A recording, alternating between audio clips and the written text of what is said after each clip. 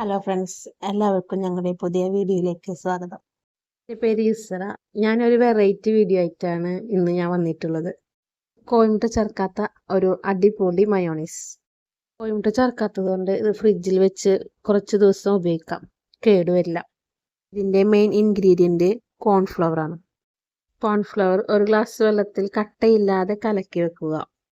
നിങ്ങൾ എൻ്റെ channel subscribe ചെയ്യാത്തവരാണെങ്കിൽ സബ്സ്ക്രൈബ് ചെയ്യണം, ലൈക്ക് ചെയ്യണം, കമൻറ്റ് ചെയ്യണം. വെച്ച കോൺഫ്ലവർ സ്റ്റൗവിന്മേൽ വെച്ച് നന്നായി കുറുകുന്നത് വരെ ചൂടായിക്കൊണ്ടിരിക്കണം. പിന്നെ വെള്ളമില്ലാതെ നന്നായി കുറുകണം.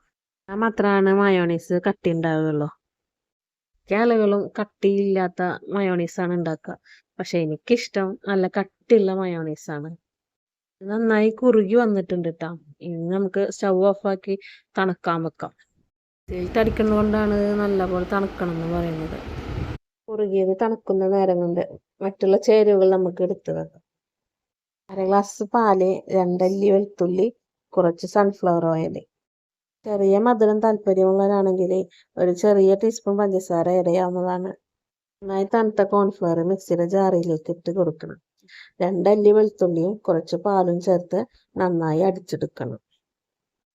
ഇത് നന്നായി മിക്സ് ആയ ശേഷം കുറച്ച് സൺഫ്ലവർ ഓയിലും 1/2 സ്പൂൺ ഉപ്പും 1 ടീസ്പൂൺ പഞ്ചസാരയും ചേർത്ത് വീണ്ടും അടിച്ചെടുക്കുക. നല്ല വെണ്ണ പോലെ അടിച്ചെടുക്കണം കേട്ടോ, നല്ല ടേസ്റ്റ് ഉണ്ടാവുള്ളൂ. കുട്ടികൾക്കൊക്കെ നല്ലപോലെ ഇഷ്ടപ്പെടും. സാൻഡ്വിച്ച് ഉണ്ടാക്കാനും ബർഗർ ഉണ്ടാക്കാനൊക്കെ ഇത് ഉപയോഗിക്കാം.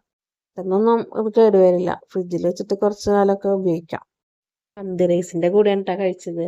നല്ല ടേസ്റ്റ് ഉണ്ടായിരുന്നു.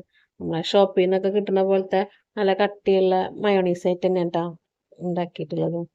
ഇത് യൂട്യൂബിൽ ട്രെൻഡിങ് ആയി ഓടിക്കൊണ്ടിരിക്കുന്ന റെസിപ്പിയാണ് കേട്ടോ. എല്ലാവരും ഒന്ന് ട്രൈ ചെയ്ത് നോക്കിട്ടോ. എല്ലാവർക്കും എൻ്റെ ഈ വീഡിയോ ഇഷ്ടപ്പെട്ടെന്ന് വിചാരിക്കുന്നു. എല്ലാവരും സബ്സ്ക്രൈബ് ചെയ്യണം, കമൻറ്റ് ചെയ്യണം, ലൈക്ക് ചെയ്യണം. കുട്ടികളൊക്കെ ഉണ്ടെങ്കിൽ ക്ഷമിക്കണം, തുടക്കക്കാരി ആയതുകൊണ്ടാണ്. ഒരു വീഡിയോയുമായി കാണുന്നത് വരെ എല്ലാവർക്കും ബൈ.